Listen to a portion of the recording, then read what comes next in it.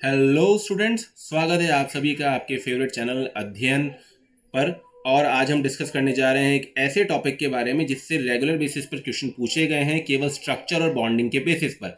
That is oxy acids of sulphur, nitrogen and halogen. तो बस आप लोगों को अपने हिस्से की जिम्मेदारी निभानी है और मैं अपने हिस्से की जिम्मेदारी निभाते हुए चलूंगा। दैट इज इस वीडियो को जितना हो सकता है उतने अपने दोस्तों तक पहुंचाइए और हमें भी एक तरह से मोटिवेशन का सब्सक्रिप्शन दिलवाइए। ठीक है, चलिए स्टार्ट करते हैं। तो ऑक्सी एसिड्स ऑफ फास्फोरस के बारे में तो सबसे पहले देखिए, इनके नाम हमको याद नहीं हो पाते।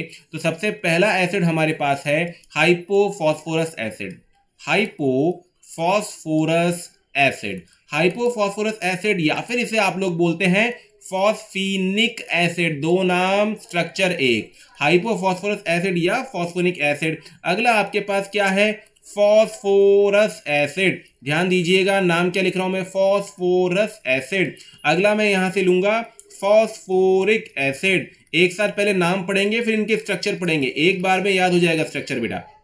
फॉस्फोरिक एसिड के स्ट्रक्चर को अगर आपको बनाना है तो इसका मॉलिक्यूलर फॉर्मूला होता है H3PO4। एक ऑक्सीजन कम किया तो इसका मॉलिक्यूलर फॉर्मूला H3PO3। एक ऑक्सीजन कम किया तो इनका मॉलिक्यूलर फॉर्मूला H3PO2। तो मॉलिक्यूलर फॉर्मूला याद हो गया। अब स्ट्रक्चर बनाने का तरीका, ट्रिक क्या है? सब जब भी फॉस्फोरस के एसिड्स बना रहे हैं तो P से डबल बॉन्डो लगा दो, इसमें भी P से डबल बॉन्डो लगा दो और इसमें भी P से डबल बॉन्डो लगा दो। अब O और H के परफेक्ट पेयर बनाओ। जैसे एक P गया, एक ऑक्सीजन गया, तो आपके पास 3 ऑक्सीजन और 3 हाइड्रोजन बचे हैं। तो परफेक्ट O और H के पेयर कितने बन जाएंगे? 3। तो ये हो गया भाई आपका फॉस्फोरिक एसिड। यहां से देखो, एक ऑक्सीजन गया, एक फॉस्फोरस गया, तो 2 ऑक्सीजन और 3 हाइड्रोजन बचे हैं। तो परफेक्ट OH के पेयर कितने बने? 2। तो ये एक बचा हुआ हाइड्रोजन यहां पर। सिमिलरली यहां पर परफेक्ट OH का पेयर कितना बनेगा? 1। तो बचे हुए हाइड्रोजन यहां पर। समझ में आ गया आपको? तो ये 3 आपके पास एसिड्स हैं फॉस्फोरस के, और भी हैं, आगे डिस्कस करेंगे। तो इनका स्ट्रक्चर इंपॉर्टेंट याद करना। तो ये एक H प्लस दे सकता है, ये 2 H प्लस दे सकता है और ये 3 H प्लस दे सकता है। तो इसका वैलेंसी फैक्टर कितना जाएगा? 3। इसका वैलेंसी फैक्टर जाएगा 2 और इसका वैलेंसी फैक्टर कितना जाएगा दोस्तों? 1। ठीक है, तो ये आपके पास 3 टॉप एसिड्स हैं फॉस्फोरस के। आगे बात करते हैं अगले एसिड्स के बारे में, that is D pyrophosphoric acid. अब देखो बच्चों, जहां पर भी वर्ड आपको मिल जाए ना पायरो, और उसके बाद जो भी एसिड लिखा हुआ है उस एसिड के 2 मोल्स लाकर H2O रिलीज करवा दो तो उसका पायरो बन जाएगा। फॉस्फोरिक एसिड है भाई, फॉस्फोरिक एसिड को लेकर आइए, P double bond OH OH और यहां से भी OH, दूसरा P double bond OH OH और यहां से भी OH। अब आप क्या कीजिए, इन दोनों को हीट कीजिए और H2O को रिलीज करवा दीजिए। जो बनेगा वही आपका क्या कहलाएगा? Pyrophosphoric acid. अगर समझ में आ गया तो एज हमें बताने के लिए मित्रों लाइक भी करना जरूरी है और शेयर भी करना जरूरी है। तो ये आपका क्या बन गया? Pyrophosphoric acid. Got it? इसी तरह से अगर आप चाहें तो पायरोफॉस्फोरस एसिड भी बना सकते हैं। अब दिमाग लगाओ, पायरोफॉस्फोरस एसिड अगर मुझे बनाना है तो मैं क्या करूंगा? फॉस्फोरस एसिड को लाऊंगा। फॉस्फोरस एसिड क्या होता है? P double bond OH H OH। एक और मॉलिक्यूल आया, P double bond OH OH H। यहां से हीट किया, क्या निकल गया? H2O। बचे हुए को जोड़ दिया, P double bond H OH, यहां से ऑक्सीजन, P डबल बॉन्ड यहां पर H, यहां पर OH। तो ये आपका क्या हो गया दोस्तों? पायरोफॉस्फोरस एसिड हो गया। तो ये एक सिंपल सा तरीका है याद रखने का। अब अगले में 2 एसिड्स के बारे में और बात कर रहा हूं जो कि ज्यादा फेमस नहीं है। अगला है हमारे पास मेटाफॉस्फोरिक एसिड। मेटाफॉस्फोरिक एसिड, तो देखो याद रखने का तरीका क्या है? आपने पहले फॉस्फोरिक एसिड बनाया, फॉस्फोरिक एसिड के 2 मोल को हीट किया तो पायरोफॉस्फोरिक बना।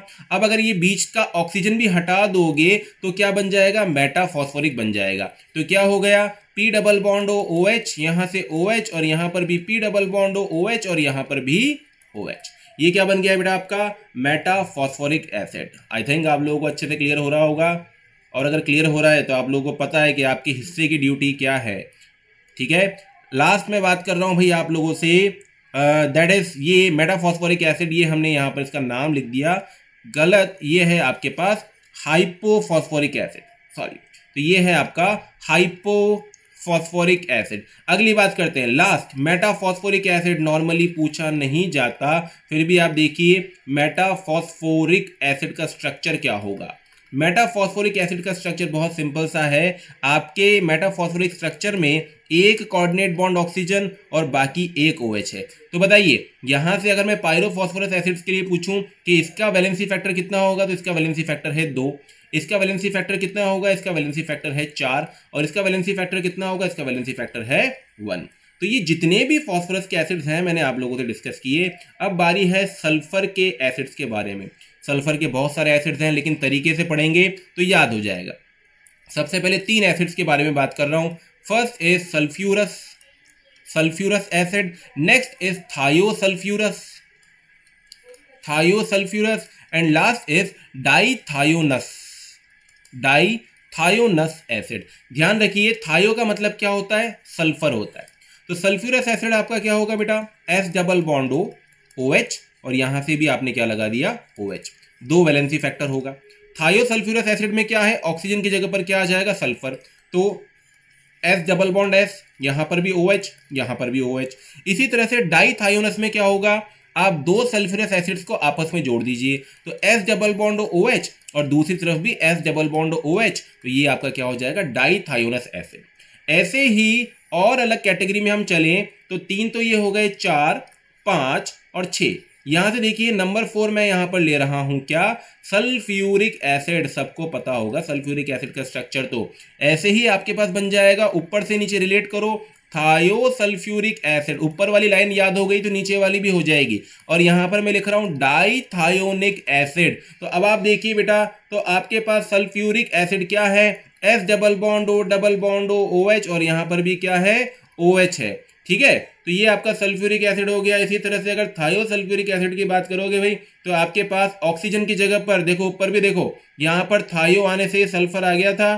ठीक है, तो यहां पर भी यही होगा, ये क्या हो जाएगा भाई, आपका सल्फर आ गया। तो S डबल बॉन्ड S, यहां पर ऑक्सीजन, ये हो गया आपका OH, ये हो गया आपका OH।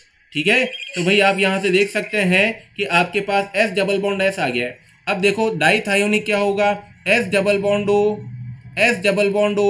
OH OH OH OH। यानी मैं क्या कर रहा हूं, एक तरह से 2 सल्फ्यूरिक एसिड को जोड़ दिया। तो देखो 6 सल्फ्यूरिक के एसिड्स, 6 सल्फर के एसिड्स हमें चुटकी बजाते याद हो जाएंगे। Got it. तो ये 6 सल्फ्यूरस के एसिड्स हो गए भाई। अब इसी तरह से बेटा सेकंड कैटेगरी है सल्फ्यूरिक एसिड्स का, जो कि है थायो, पायरो, इस तरह के। ठीक है, तो थायो तो हमने देख लिया, पायरो देखते हैं नंबर 6 के बाद नंबर 7। नंबर 7 है बेटा पायरो सल्फ्यूरिक एसिड। अभी अभी मैंने आप लोगों को ट्रिक बताई थी याद रखने का, जिसका नाम लिखा है उसके 2 मोल लाओ और H2O उड़ा दो, तो वो क्या कहलाता है, पायरो सल्फ्यूरिक एसिड। इसका एक और नाम फेमस है बेटा, दैट इज ओलियम, H2S2O7 हम इसे बोलते हैं। और ये सल्फर ट्राइऑक्साइड के साथ अगर H2SO4 मिलाते हो तो भी मिल जाता है।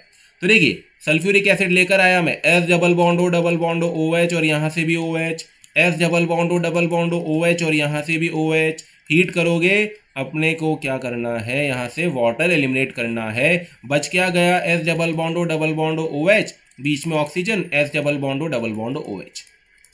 तो ये आपके पास क्या कहलाता है, ओलियम या फिर पायरोसल्फ्यूरिक एसिड।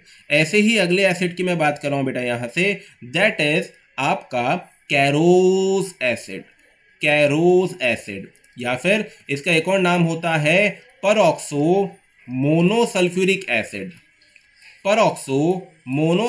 एसिड। नाम से पता लग रहा है भैया, इसमें क्या है, एक परऑक्साइड बॉन्ड है सल्फ्यूरिक एसिड के साथ। तो सल्फ्यूरिक एसिड मैंने बनाया बेटा, और एक तरफ क्या लगा दूंगा, परऑक्सी लिंक लगा दूंगा। तो ये क्या हो गया आपका परऑक्सो मोनोसल्फ्यूरिक एसिड। इसी तरह से लास्ट सल्फ्यूरिक एसिड की बात कर रहा हूं, जिसे हम बोलते हैं मार्शल्स एसिड। तो मार्शल्स एसिड आपका क्या जाएगा, मॉलिक्यूलर फॉर्मूला इसका क्या जाता है बेटा, H2S2O8। और इसका स्ट्रक्चर याद रखने की सिंपल सा तरीका आपको बता रहा हूं भाई। मार्शल एसिड 2 एसिड से मिलता है, एक तो आपको किससे मिलेगा, सल्फ्यूरिक एसिड H2SO4, और दूसरा आपको किससे मिलेगा, कैरोज एसिड, दैट इज H2SO5। इन दोनों को मिलाकर वाटर एलिमिनेट कर दोगे तो हमारे चीफ मार्शल साहब बन जाएंगे। तो S double bond O OH, oxygen oxygen, S double bond O OH, ये आपका क्या कहलाता है, मार्शल्स एसिड। इसको हाइड्रोलिसिस करोगे तो एक तो क्या मिलेगा, सल्फ्यूरिक एसिड, और एक कौन सा मिलेगा आपको, कैरोज एसिड H2SO5। तो ये आपके सल्फर के सबसे इंपॉर्टेंट एसिड्स के बारे में मैंने डिस्कस किया। अब मैं बात कर रहा हूँ जितने भी हेलोजन्स हैं उनके एसिड के बारे में। तो देखो बेटा, जब भी आप ऑक्सी एसिड्स ऑफ हेलोजन के बारे में डिस्कस करते हैं तो मैं एक टेबल की फॉर्म में इसको बहुत इजीली याद रख सकता हूँ। That is hypohalous acid. एक कैटेगरी हम लेंगे हाइपोहेलस एसिड, दूसरी हम लेंगे हेलस एसिड, तीसरी हम लेंगे बेटा हेलिक एसिड, और अगला हम लेंगे पर हेलिक एसिड। ठीक है, तो हाइपोहेलस एसिड आपके पास क्या होता है, इसका जनरल फॉर्मूला HXO, बीच में हेलोजन है, इसका जनरल फॉर्मूला आपके पास क्या हो जाएगा HXO2, इसका जनरल फॉर्मूला क्या हो गया HXO3, इसका जनरल फॉर्मूला क्या हो गया HXO4। ठीक है, तो जनरल फॉर्मूला तो याद हो गया भाई। अब ये कौन कौन से पॉसिबल हैं भाई, क्लोरीन की बात कर रहा हूं मैं, ब्रोमीन की बात कर रहा हूं, आयोडीन की बात कर रहा हूं। अगर हम बोलें तो फ्लोरीन केवल हाइपोहेलस यानी केवल HFO यही वाला बनाता है, बाकी सब नहीं बनाता।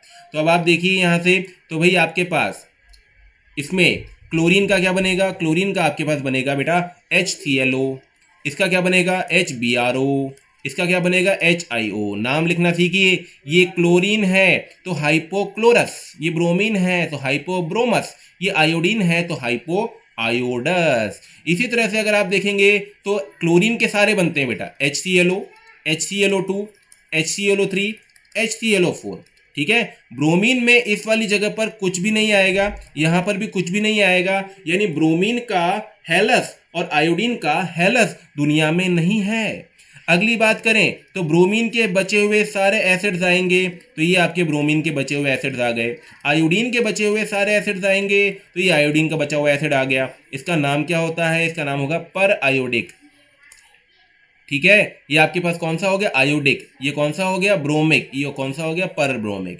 तो आई होप इस वीडियो से जल्दी से क्विक टाइम में मैंने आप लोगों को जितना समझाया वो आप लोगों को अच्छा लगा होगा, और जितने भी ऑक्सी एसिड हमने यहाँ पर कवर कर लिए।